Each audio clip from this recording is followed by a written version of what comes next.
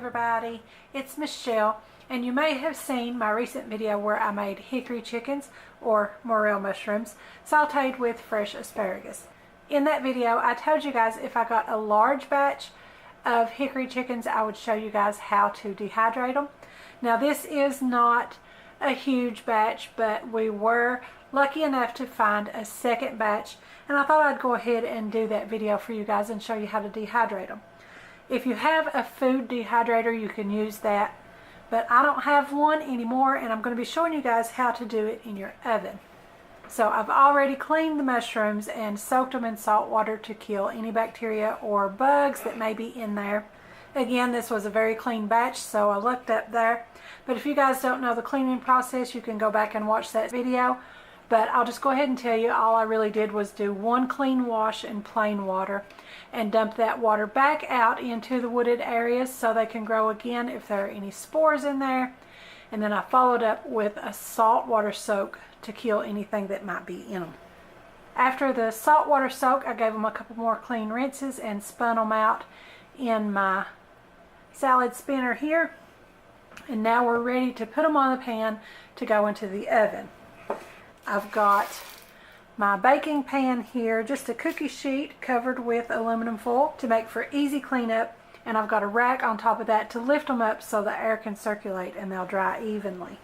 So I'm going to go ahead and get these cut up. Again, I'm going to cut the very bottom off of the stem so we've got a new clean edge, and cut them up the middle because hickory chickens are hollow inside, and you always want to check inside there to make sure that everything is clean. If you see any discolored areas like that little spot there, I've got a little spot here, you want to cut those out and get rid of those.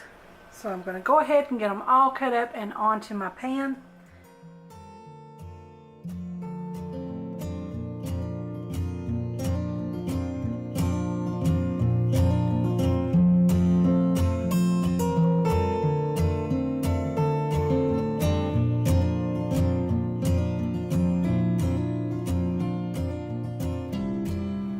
Okay, so I've got a pan full here. I do have a few left, but I think I'm going to save these and fry them up with supper today. And we're going to dry these out in the oven. And I've just cut them all in half. They were pretty close in size. You just want to make sure that your sizes are similar so that they have an even drying time and you don't end up with some drier than others. And the recommended cooking temperature for these to dehydrate them in your oven is 150. My oven only goes down to 170, but I thought maybe I could set it at 170 and crack the door open a little bit and we could be able to achieve it that way. If your oven goes down to 150, go ahead and set it at that, or use your food dehydrator. So I'm going to go ahead and pop these into the oven for about an hour. At that point, I'll flip them over and see how they're doing, and I'll check back in with you guys then. Okay, so our hickory chickens have been in the oven for 1 hour, and you can see them starting to crisp up a little bit already. And you guys, I don't know what I was thinking putting these in cut side up on the first go around with that delicate little porous outer layer against the rack. By all means, these should have gone in for the first hour cut side down. So on the written instructions, I'm just going to go ahead and say cut side down on the first go around.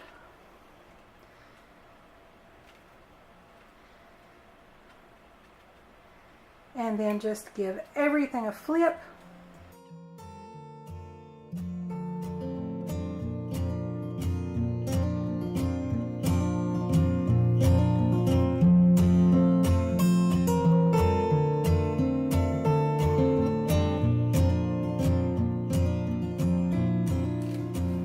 So now back into the oven for another hour, and I'll check in with you guys again at that point, and we'll see if that's going to be dry enough for us or if we might need a little extra time in the oven. But I think that 2 hours total is going to do it for these. These are kind of on the small to medium side, but they're going back into the oven for another hour, and I'll check in with you guys then.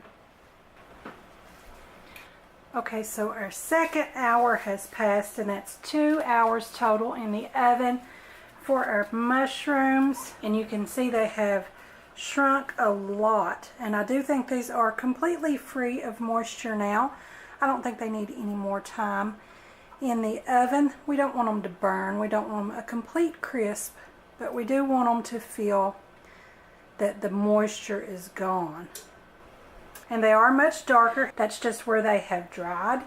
They'll have that dark color sometimes even when you find them in the woods when they're about to dry up, if there hasn't been a lot of rain during that time. So that color is perfectly fine, and I think these would be great to reconstitute into soups or stews or something like that. And I'm going to leave these on the counter to finish completely cooling down to room temperature on the rack so that they still have air circulation. We don't want to pull them out of there hot after we've done the drying process and then allow them to steam. So we're going to make sure they finish cooling completely on the rack, and then we can put them into a zip top bag. Once I put those into the zip top bag, I'm going to go ahead and throw them into the freezer, and they'll keep much longer that way. And you guys, dehydrating them will really, really concentrate the flavor. And hickory chickens are a super flavorful, delicious mushroom to begin with. And I can't wait to throw these into some soups later on. So if you guys like this video, give me a thumbs up, and be sure to subscribe to my YouTube channel and click the bell so that you'll get notifications when I upload new videos. Give me a like over on my Facebook page, and be sure to join our Facebook group, Healthy Minds and Bodies. Also follow me on Pinterest and Instagram, and don't forget to visit my blog. I'll have the links to everything in the description below, so be sure and check them out. Thanks for watching. I'll see you next time.